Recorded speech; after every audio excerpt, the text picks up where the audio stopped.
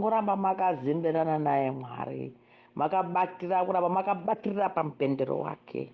Hapana chisingazoperi. Mwari zvamunoshuwira achakupai. As long as muchiramba makabatirira pamupendero wake, zvichanaka chete, zvichanaka. Kana kune machallenges wobho, asi tinongovimba naye chete. Our faith is and hope is in him, kuti zvichanaka. Achanatsiridza zvinhu zvese zvichanaka, uye achatipa also zvido zvemwoyo zvedu. Hanzi Psalms 37 verse 4, delight in the Lord and he will give you the desires of your heart. Saka tisasiyana naye ba, nekuti zvese zvanotaura mushoko rake, mapromises ake anotaura ese, he lives to fulfill those promises. Saka rambai makabatirana naye. Zvichanaka my darling, zvichanaka my darling. Uchazondiudza kuti mbuya ndisiwe here, I believe kuti ndisiwe here uyu. Zvichanaka my love, zvichanaka chete, zvichanaka. naMwari naJesu zvichanaka chete. Whatever you are going through, always remember that is right by your side, is going through it with you. As long as mchiramba muinaye, is going through with you. Achasvika manje paanozotanga kuita restoration, kuti kupa zvese zvakarasika, zvakatorwa nemuvengi, zvakaita sei, akukupa manje akuti restoration in his name. Hallelujah. Muchapuwa zvese, vachaita restoration chete, muchaenjoya. Rambai pakabatirana pamupendero wake. Dai taizokwanisa kuita samukoma Job akarasikirwa nezvese, pamusoro pezvo akasiyiwa akapiwa mhezi. Asi mukadzi wake, mudzimai wake paakati imwikani kesi yo God wakupai mhezi, akatora zvese, now you have nothing, asi matopuwe mhezi pamusoro pacho. Why can't you curse your God? But mukoma Job akati, woman, don't be foolish. Ndakabva ini ndiri mupushu, ndakabva ndisina kupfeka, naizvozvo I'm willing to go ndisina kupfeka kuna baba wangu. Akati ndinotambira zvese zvakanaka nezvakaipa. Saka Jesu baba kuti Mwari ndani nazvo zvese ndaimunamata ndichimukudza, naizvozvo ndichamukudza ndisina, even andipe mhezi ndichamukudza ndichienda kuna baba even ndisina kupfeka, ndichimukudza. Then akati then because Mwari anga abvumira Satani kakuti iwe achida kuprove a point kuna devil kuti uyu ndewangu uyu. Akati imwe anokunamatai nekukudza kudai nekuti munomupa zvese is the richest man, ndipo mutorera muone, muchaona achakurasai. Mwari akati okay, try uone, uchaona uyu anomira neni. Naizvozvo mukoma Job akamira naJesu kusvikira Mwari ati wazviona nhai. Satani akati ndasarenda.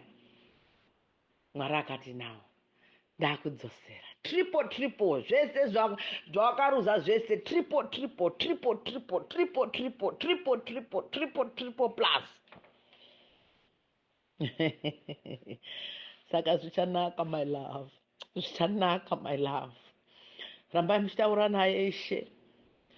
Misodzi yenyu haiwiri pasi. You always remember kuti misodzi yenyu haiwiri pasi. You see, this God that we serve does not sleep nor slumber. Anoona zvese. Uyezve ndibaba vane tsitsi vane ngoni. Vane tsitsi nengoni we. Vari kuona machallenges enyu. Asi muchakunda machallenges aya. Naye muchakunda. Naye ndati muchakunda. Be soldiers of the Lord. that will conquer, that will overcome. Zvichanaka, my love. That is zvichanaka, my love. Zvichanaka, believe me. Rambai makabatira pamupendero wake, dati pamupendero wake muine that faith of that woman, that woman that had issue of blood. Akati mai Jesu ndinomusi maiwe vanhu vakawanda vachiteera vachifamba naJesu akati ndinoita asi ndinoziva kuti ndikangobata kapendero kake basi ndinotoziva kuti ndapona chete. Naizvozvo paakabata mupendero waJesu kudai, Jesu akati ndani pane munhu andibata, pane munhu you understand. Akabva arapwa ipapo. Zvikanzi your faith has healed you. That faith of a centurion. Wakati, you don't have to come to my house for my servant to be healed. If you say a word, I know my servant will be healed. Hallelujah, that kind of faith. May we have that, even the little bit of it, even the little bit of faith yakaita Peter aona Jesu ari kufamba pamusoro pemvura. Jesu akati uyai kuno. Vamwe vese vadzidzi vakati tinyure we can't. But Peter akaita that faith, akafamba akatarisa Jesu akati, Master teacher, nditarise ndiri kufamba pamusoro pemvura. Akafamba pamusoro pemvura. But the moment akatarisa pasi ndopa akatanga kucheka ndakunyura akadzokera. But akaita that faith. That little faith. Dai maratibatsira takwanisa kuramba tine faith. Tine faith iyoyo. Nayo tinokunda, my love. Nayo tinogara upenyu. Life in abundance.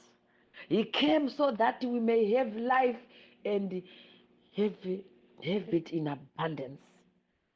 And live it in abundance.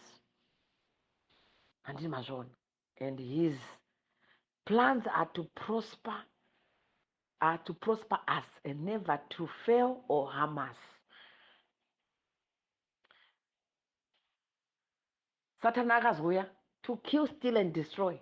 Ndo zvakauya hapana chinomboda Satan chakanaka. He came to still kill and destroy. Zvaanoda kuuraya, kudestroya, distraction. Ndo zvaanoda zvese izvozvo. Ndo zvaanotoita izvozvo. Chiti next. Asi pakuramba kwakati tina baba tinokunda. Hauna simba mukati mweupenyu hwedu iwe Satani. Ndati hauna simba mukati mweupenyu hwedu. Ndati hauna zvachose. Ticharamba takabatirira kuna baba wedu. Baba wedu vachatidzikinura. Baba wedu vachatibvisa munhamo iyi. Ndati nhamo is not yours. In Jesus' mighty name, by the precious blood of the Lamb.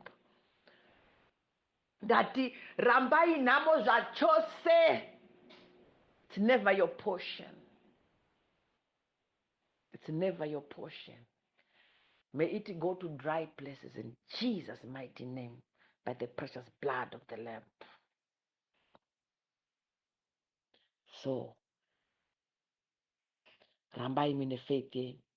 Hold on to that hem. Hold on to his hem. Hold on to it. Hold on to it. Never let it go. Hold on to that hem. Hold on to it. You will conquer. You will overcome. Na ye wakati. I shall not leave nor forsake you. Na izozo. He lives to fulfill His covenants, these promises, His word. He lives to fulfill His word. You are blessed. Mwari ngakukundise. Mwari ngakukundise. He's the Alpha and Omega. Akati nothing I mean, nothing will happen without me. Nothing will happen without me. I'm the Alpha and Omega. Call on me and I will help you. Call on me. Hallelujah.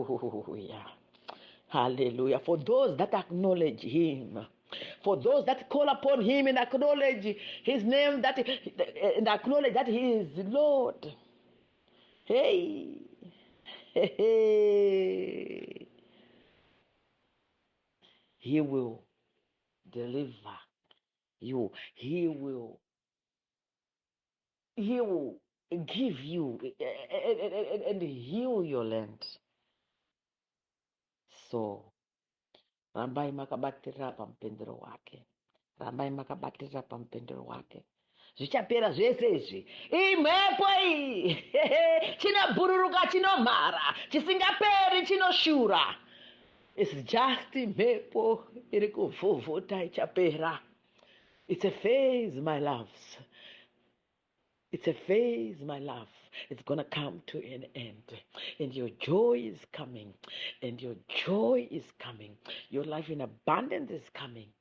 Stay connected. Stay in faith. I love you, my darlings. I love you so, so, so, so much. So, so, so much. Zichanaka. There's a light at the end of the tunnel. There's a light at the end of the tunnel. As long as you stay connected to him. As long as you stay connected to your Alpha and Omega. To the great shepherd. To the one and only God. To your Jehovah Jireh, Jehovah Nisi, Jehovah Rapha. Stay connected. Stay connected. And all will be well.